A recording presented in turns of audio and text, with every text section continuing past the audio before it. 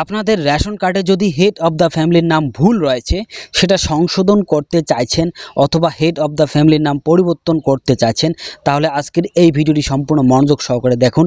অবশ্যই বুঝতে পারবেন এবং এই জটিল সমস্যার সমাধান খুঁজে পাবেন। আপনার কাছে শুধুমাত্র একটাই রিকোয়েস্ট থাকবে, ইউটিউব থেকে ভিডিওটি দেখলে দয়া করে চ্যানেলটিকে সাবস্ক্রাইব করবেন এবং ফেসবুক থেকে যদি এই ভিডিওটি দেখতেছেন তাহলে দয়া করে এই পেজটিকে ফলো করে সবার সুবিধার্থে ভিডিওটি শেয়ার করার চেষ্টা করবেন। আশা করি ডিসপ্লেতে একটা RKSY 1 রেশন কার্ড দেখতেই পাচ্ছেন।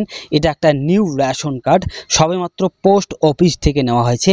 রেশন কার্ডটি যদি ভালোভাবে লক্ষ্য করেন, এখানে কিন্তু নাম ডিটেল সবগুলোই মুছে দেওয়া হয়েছে সিকিউরিটি রিজনের জন্য, শুধুমাত্র অপশনগুলো রাখা হয়েছে। তো এখানে কিন্তু হেড অফ দ্য ফ্যামিলির যেটা অপশন, নাম, তারপরে name of father oblique husband, তারপরে কিন্তু হেড অফ দ্য ফ্যামিলির অপশনটি ছিল এতদিন পর্যন্ত পুরান কার্ডে। আপনার পরিবারে যদি পুরান কার্ড রয়েছে তাহলে অবশ্যই লক্ষ্য করবেন নতুন কার্ড বাদে। কিন্তু এই নতুন কার্ডে কিন্তু হেড অফ দ্য ফ্যামিলির অপশনটি নেই। ঠিক একই রকমভাবে সব কার্ডেই দেখতে পারবেন, সেটা নতুন PSS থাকতে পারে, SPSS থাকতে পারে, AY কার্ড বা RKSY 2 কার্ড থাকতে পারে। যে কোনো কার্ডেই দেখুন না কেন, বর্তমান পরিস্থিতিতে নতুন কার্ডে হেড অফ দ্য ফ্যামিলির নাম শো করছে না বা দেখাচ্ছে না বা প্রিন্ট করে নেই। ঠিক এমন পরিস্থিতিতে যদি আপনারা রেশন কার্ড ডাউনলোড করেন, সেটা যে কোনো রেশন কার্ডের ক্যাটাগরি হোক না কেন, রেশন কার্ড যদি ডাউনলোড করেন সেখানেও দেখতে পারবেন যে হেড অফ দ্য ফ্যামিলির কোনো অপশন নেই। এবং নতুন আপডেট অনুযায়ী বর্তমান পরিস্থিতিতে যদি নতুন রেশন কার্ডের জন্য আবেদন করা হয়, 4 নং ফর্মের মাধ্যমে যদি নতুন রেশন কার্ডের আবেদন করা হয়, সেখানে হেড অফ দ্য ফ্যামিলির সঙ্গে যে আবেদনকারীর সম্পর্ক, রিলেশন, সেই অপশনটিও তুলে দেওয়া হয়েছে। এতদিন পর্যন্ত সেই রিলেশনের অপশনটি ছিল এবং তার জন্যই কিন্তু কার্ডে প্রিন্ট হয়ে আসতো যে হেড অফ দ্য ফ্যামিলির নাম থাকবে এবং হেড অফ দ্য ফ্যামিলির সঙ্গে কী সম্পর্ক সেটা রেশন ডিলারে POS মেশিনে শো হতো এবং প্রয়োজন হতো। বর্তমান পরিস্থিতিতে যেহেতু হেড অফ দ্য ফ্যামিলির নামের প্রয়োজন নেই রেশন কার্ডে, রেশন কার্ডে এবং রেশন কার্ডের অ্যাপ্লাই করা ফর্মে প্রয়োজন নেই, সেহেতু কিন্তু বর্তমানে থাকছে না।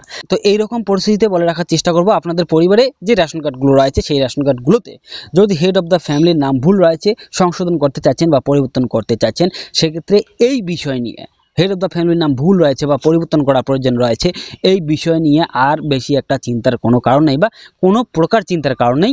শুধুমাত্র নিজের নাম, তারপরে নেম অফ দ্য ফাদার বা হাজব্যান্ডের নাম, ডেট অফ বার্থ সঠিক থাকলেই যথেষ্ট, অ্যাড্রেস সঠিক থাকলেই যথেষ্ট। আশা করি বিষয়টি ক্লিয়ার। তো এক্ষেত্রে আপনার যেহেতু পুরান কার্ড রয়েছে, পুরান কার্ডে এখনও পর্যন্ত হেড অফ দ্য ফ্যামিলির নাম রয়েছে, সেজন্য আপনাকে সাজেস্ট করব আপনারা রেশন কার্ড ডাউনলোড করে ভালোভাবে ল্যামিনেশন করে রাখেন।